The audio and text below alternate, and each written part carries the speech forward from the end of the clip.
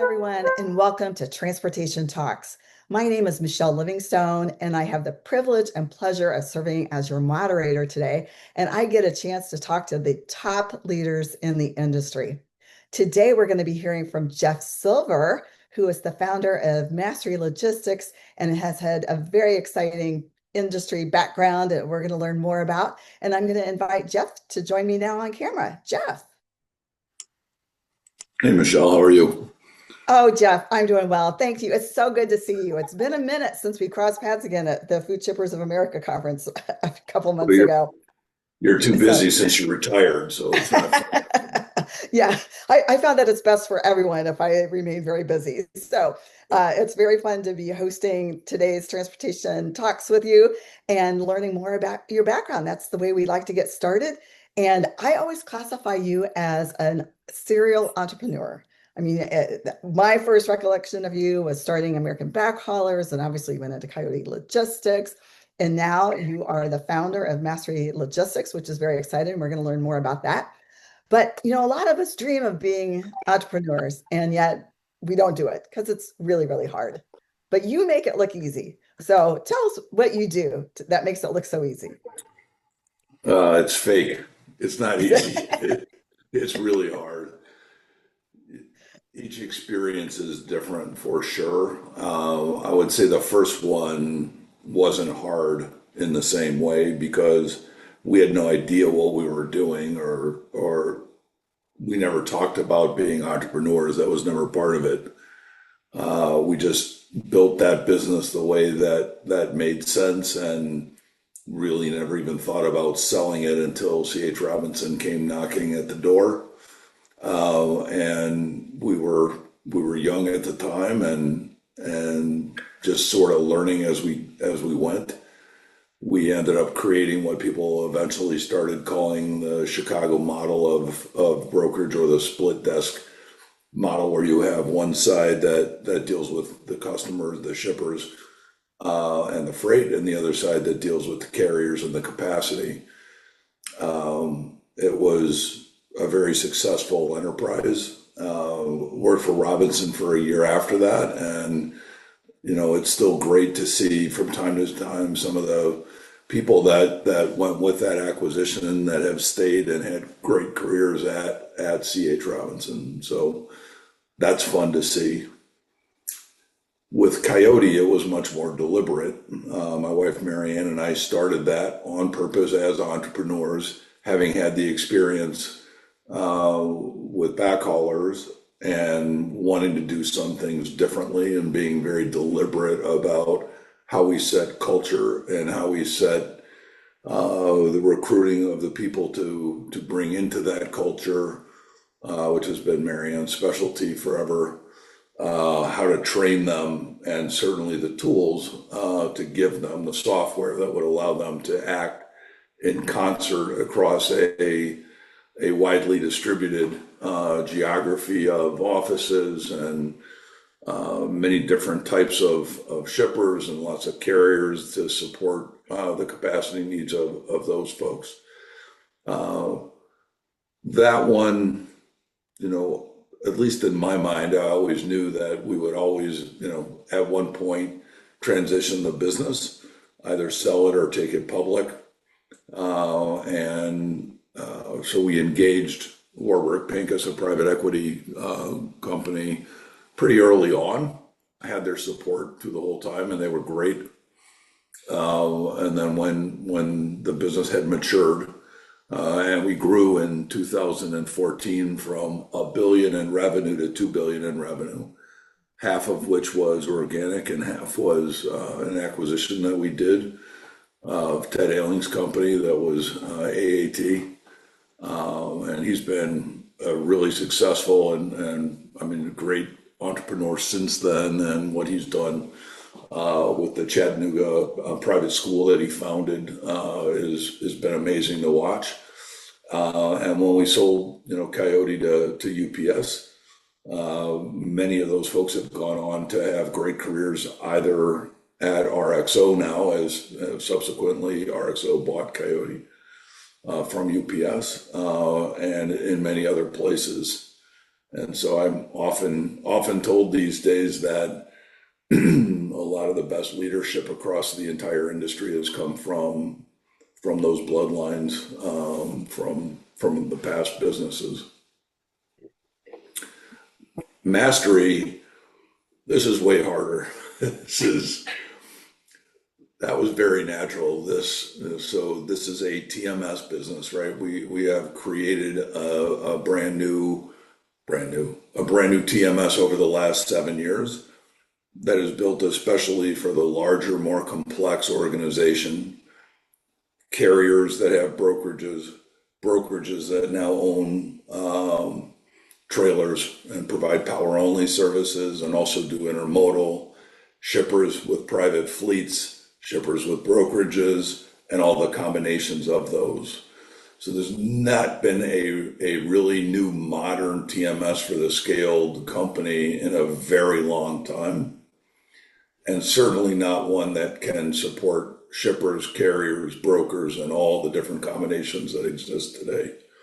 It's been hard, and doing it during COVID and the aftermath of COVID and a very brutal 3, 4 years for the industry in general has definitely been challenging.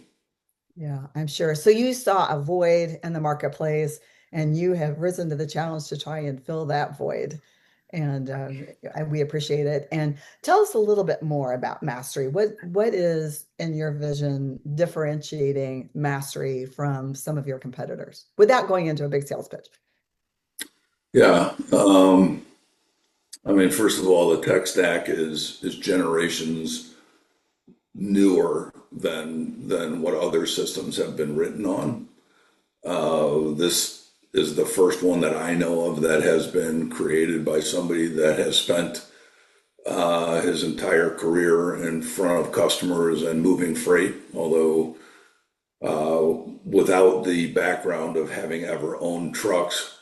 Although I had a very funny experience yesterday. I was talking to the CFO of a large brokerage, not one of the largest, but a very large brokerage, who was telling me that his guys weren't sure if they wanted to replace the TMS they had written themselves and spent a lot of their blood, sweat, and tears on over the last little bit, regardless of how good it is. But uh, he said the problem, it seems to me, Jeff, and I've known you for a long time, but the problem is it seems like you guys have done a great job building out the asset part of your TMS. We're just not sure the brokerage is up to snuff. And I just started laughing because the whole time it's always been the opposite. Everybody Right. knew we could write a great brokerage system, but we had a lot of work to do to convince folks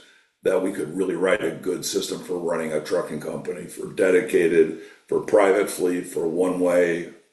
And fortunately, we've had phenomenal support from the people at Werner, at Schneider, at Ruan, and Averitt, and those types of companies who have been our partners in this endeavor with their energy, their knowledge, their capital, their everything. So Well, actually, that's great because you did have that brokerage background, and everyone knows that you can do that, with your eyes yeah, closed, and to now have made such an inroad that it seems like it's, your focus is asset heavy as opposed to brokerage is really saying volumes, I believe. So that's great news. I mean, we still get it a little bit both ways, right? One of our salespeople was doing a demo the other day for a primarily intermodal company as well, and they said, "Wow, the intermodal is the best thing we've ever seen." But can it do brokerage? Oh, I just, wow. as I think contrary to a lot of the newer companies that have sprouted up for better or worse over the last decade or decade and a half in our industry, we're not marketing first. We would rather do it and then talk about it instead of blasting all over the place all the things we're going to do and then maybe never do them or not do them the right way. Yeah, well, I think that is a good strategy, and I applaud your efforts for that. So congratulations. Thanks. So So you mentioned the industry. Obviously, this cycle has been a long one. And even as a shipper, I'm actually one to say, wow, it may have lasted a little too long. But things are changing. So what are you seeing in the industry? How optimistic are you that the cycle might change to be more carrier centric as opposed to shipper centric? And do you think it's going to last very long, or do you think it will revert back to being a shipper cycle? Yeah, so Monday I was fortunate enough to spend some time at down at Prime Inc. in Springfield, Missouri, with our good partners down there, and those folks are busy like they haven't been in a very long time. They have smiles on their faces. Things have really changed. It's drastically different. Um, I also had a guy that runs transportation for a very large shipper who's a long-term friend as well. Um, he and his family came to my house for dinner on Friday night, and he was making the strong point that this is all capacity based. Demand is still terrible. In Oh, fact, a lot of what they're making for just to keep their machines running, their factories working as opposed to shuttering them. And really, this is about taking capacity out that should never have been on the road in America, right? And sure. and and making sure that the right trucks are running and the right drivers are on the road, right? And so if we get the slightest perturbation in demand at all, right? If this stuff in with Iran is actually over, I think, which we'll all believe if and when we see it, but if it is, and oil prices and oil has backed way down, if that stops hampering demand as it has, right? Because at a certain price, people drive less, people buy less. If they have to drive the same amount, they have less money, less disposable income. So assuming that that could have enough of a sort of oomph that people go out and buy a little bit more, right? Um, I think that you could have really a hard up in the volume of, well, really in the tightness in the market, right? Now there are some things that people are talking about in the industry, especially on for the folks that move a lot of food and beverage, and that is that Ozempic has had an impact. Right, and you can look at how the different companies that would obviously be affected by that produce and market those types of products.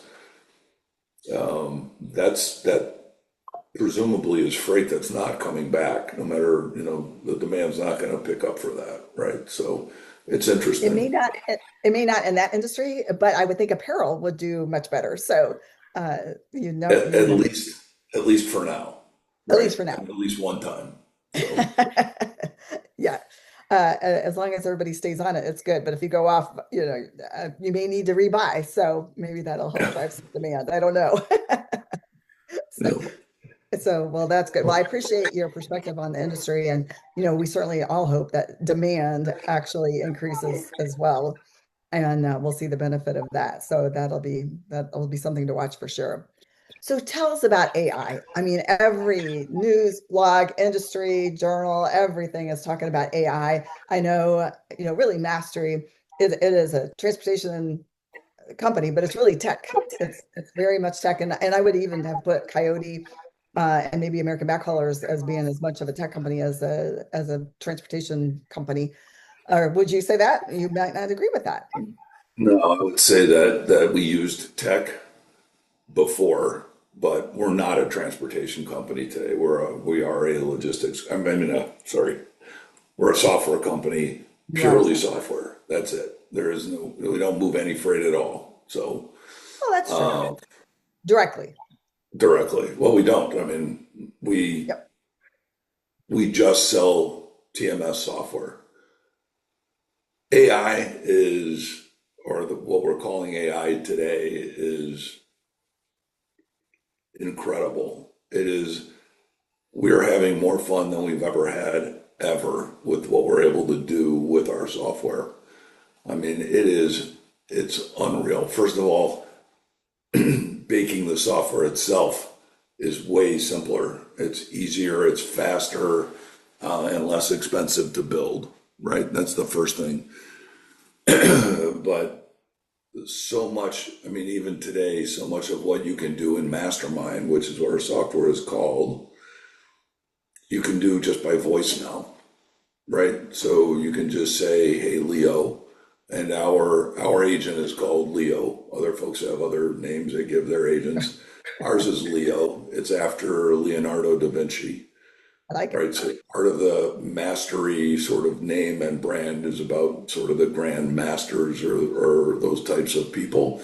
And Leonardo da Vinci is definitely one that we thought about. And in fact, our logo is a stylized Vitruvian man, the guy on the circle and all that. So you can say, "Hey, Leo, build me two more loads for Michelle at Home Depot going from Atlanta to Poughkeepsie, New York, that need flatbeds, with tarps, and they're for pickup today and need to and deliver tomorrow.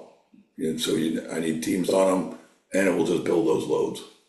You don't have to type anything. You don't have to do anything like that, right? That is radically different. And so you can give Leo commands, but Leo will also be able to other agents that were created that are in the system that can do things like watch for loads that are late. You can say to Leo, "Message all of my drivers within 50 miles of Enid, Oklahoma, that there are bad storms approaching and get off the road." Right? I can just say that to Leo, and that message will go to their platform science device or mobile comm device or whatever they've got in their truck or on their person. I mean, it's incredible. We think about it at the very least at providing an additional assistant to each person in the company at the very least, and we think it'll be a lot better than that. But just as a broad way to think about the ability to grow without adding a whole bunch of people for our clients. Yeah, no, that sounds really exciting and definitely a productivity enhancement for a whole lot of folks. Yeah, So that and, is and just a whole different way of interacting with software, and we're just at the front end of it. I mean, it's crazy. I think you'll see a movement more, not just from us, but from software in general, as towards really you're just interacting with the data that you really need to. We're not going to be serving up all the data, and you got to find what you're looking for. You really will be spoon-fed the stuff that you need to make judgment calls on, or that you need to be careful about, as opposed to, or be able to react up to, and as opposed to, just here's all the data, you figure it out. Well, certainly exciting days ahead for sure. And it'll be fun to watch the progress and the enhancements. And, I really think this is a great way to continue to attract and retain folks in the industry because it's going to be very new and different. And some of the things that have just been too hard for too long sounds like we'll get a lot easier. So that's looking forward to it for sure. So let's talk about leadership. I mean, obviously you learned some lessons along the way. As you think about your leadership style and what you've had to endure, and what would you say was the toughest leadership lesson that you've had to learn as founder and CEO of multiple companies?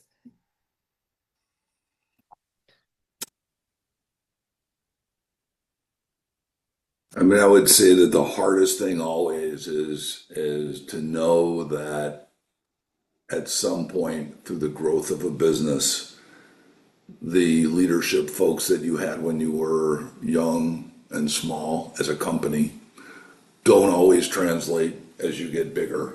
And sometimes you have to do things that make people unhappy, make changes that people weren't expecting, that aren't very much fun for anybody. Generally, it ends up that ends up being better for the people involved as well, but that's generally the worst part of it, right? Where it's not always the folks that got you this far that are the ones that are going to get you to the next level. And sometimes you have to make changes about, with stuff like that. Yeah. I would imagine that is very difficult, but what got you there isn't necessarily what's going to get you where you need to go for the future. And you have to have the right, not only the right bus, the right people on the bus and the right seat on the bus, or whatever those analogies are. So I applaud you for making those tough decisions. And I'm sure that's been one of the reasons why you've been so successful is you know when you need to pivot and do something different than what you were doing. So despite how hard it is. Yeah. I mean, I think that the other thing is you just have to be very, very real with your folks, right? With everybody, with your customers, with people that you talk to outside of the business about the business, with your employees, with everybody, right? And that fits some people well, and it fits other people less well, right? And Yeah. the ones that don't do well with that don't belong running companies generally. That's just it's hard. Yes. The Well, other, sorry, go ahead. oh no, you go. I was just going to say the other thing that, well, not looking at us necessarily, but when I look at other companies that struggle to grow, one of the things that I see is that, and I love to sell, and that, but if the CEO of an entrepreneur type of an entrepreneurial type of company is not the best salesperson or the main salesperson or at least a primary salesperson, it's not going to grow, right? And so sometimes you'll find an entrepreneur that's got a great idea but isn't the right person to be the CEO of the company because they're not the most sales oriented person or because they aren't real enough in how they deal with people or they're just not at the point of being able to do it. And that should be okay for that founder, and they should appreciate that the CEO needs to be somebody that's not them, and be Yeah. happy to watch somebody and support somebody that can then be that CEO. So Yeah. No, it's that is important. good insight for sure. So Transportation Talks is supported and by the University of Denver, the Transportation Supply Chain Institute, which we offer an executive master's program, and we've had some of the top industry leaders go through the program. So we're very excited about that. I know that you have to be a believer in advanced education because of your background. So tell us a little bit about your educational background and why you chose to get your advanced degrees where you did and how you went about doing it. I first say that the University of Denver may not be my favorite school around, and simply because my son Brian played hockey at Miami of Ohio, and Denver spanked them every time they played them because their hockey program is incredible, and especially Coach Carl, who's wonderful, really really neat. So the funny thing is that I went to the University of Michigan as an undergrad because it was my backup school. I didn't get into Harvard or Yale, or I got waitlisted or whatever, and just said, I want to go to Michigan. I would never get into Michigan today had I, it's way more competitive today than what it was then. And so after we had sold American Backhaulers, and I was waiting on a non-compete after that. I decided to go back to school, thought maybe I would want to go teach, get a PhD and go teach. But I was afraid, so I didn't want to do that. So I thought, you know what, let me try an MBA. And I'd always laughed at MBAs. I was like, you don't need one of those, but whatever. So I thought I would do that. So I applied to Michigan's exec program and was accepted and went there. And going into the second semester, I get into the first day of class of this operations management class, and this professor, Isaac Duenas, goes to the board, and the first thing he does is puts on a problem on the board that was something like, you're a shipper of whatever, probably said widgets or whatever in North Carolina, and you have to move 100 loads a day of your product out of your plant, and you can use these whatever 10 carriers, and each has this capacity and these different rates to these different states. How do you figure out which loads to give to which carriers? So I sat bolt upright. I was like, wow, this isn't finance, it's not marketing. I can dig this.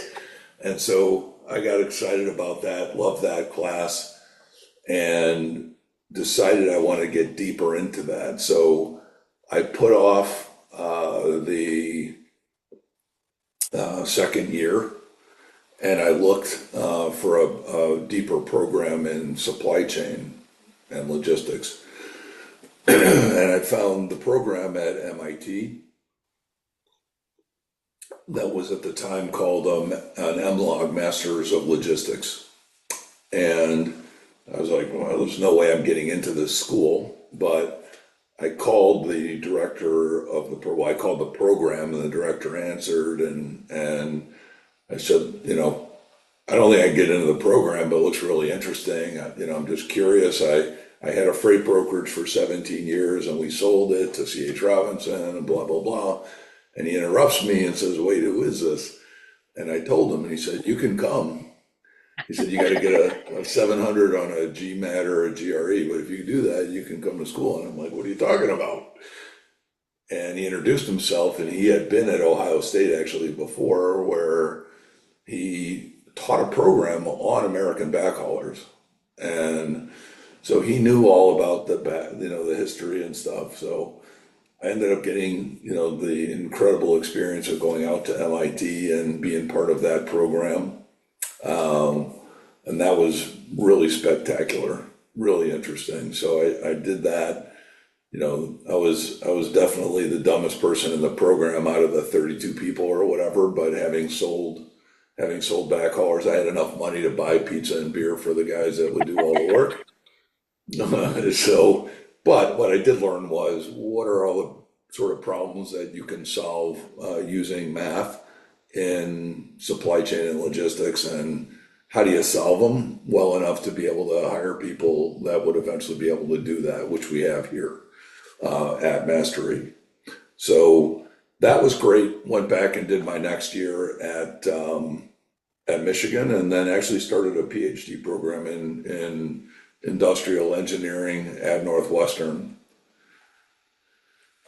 We got about midway through the second trimester there, and my wife said, no more, I'm done with you going to school. My sixth and seventh kids were born during that non-compete as well, and she said, no more kids and no more degrees, you're done. And that's when we started Coyote. So, and that was in '06. Well, you're a wise man. Absolutely. You made the right decision because you got to put family first every time. Yeah. Hopefully they'll be the ones that'll be with you through thick and thin. So good for you. Well, we're Yeah. just about to wrap up, but I just wanted to ask if you had any advice to the next generation of leaders that are coming up. I know, you view it Coyote and Mastery as a tech company, and I get that, but you are very adjacent to transportation. So, do you have any advice to those trying to climb up the ladder? I mean, my first thing is congrats, because you're in the best industry on the planet. There is nothing like this, and I think I'm in my 43rd year, and there are always challenges, always things to overcome, and always opportunity everywhere you look. Um, be careful what you read. Not everything that you read is right. I think that's true about anything these days.